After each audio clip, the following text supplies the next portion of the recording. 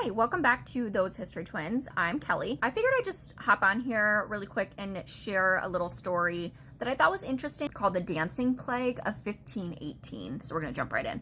So in July of 1518 in Strasbourg, which was part of the Holy Roman Empire, I think it's in France now, a woman named Frau Trophea, she began to dance in the streets kind of uncontrollably, and she just was dancing, no music or anything. So then for like a week or so, she's just dancing nonstop. She doesn't take a break, she doesn't eat, she doesn't do any of that. She's just dancing in the street.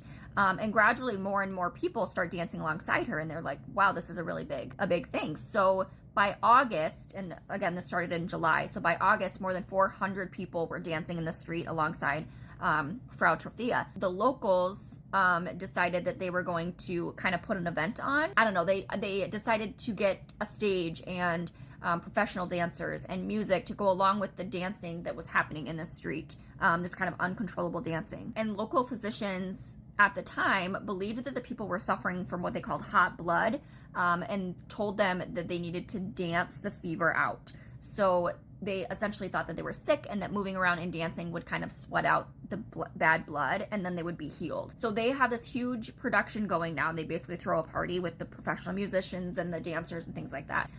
Many of the dancers start collapsing from exhaustion, and some of them even die from strokes and heart attacks. People danced nonstop until September, and then eventually the dancers were taken to a mountaintop to pray. I don't know if they were praying to take their sins away or praying for I don't know what they were praying for, but that's what they did to stop the dancing. Strasbourg was not the only place in the 16th century to be kind of plagued with this dancing plague. It also happened in places like Germany. What was called Holland is now the Netherlands, and Switzerland, as well as a few other places, but Strasbourg was definitely the biggest and the most deadly. One of the theories is that the plague was brought on by Saint Vitus, who was a Catholic saint who cursed people with the dancing plague. And so people, like historians, think that a mix of disease and famine and superstition caused a stress-induced hysteria, which led to people dancing almost involuntarily nonstop. They had no control over it.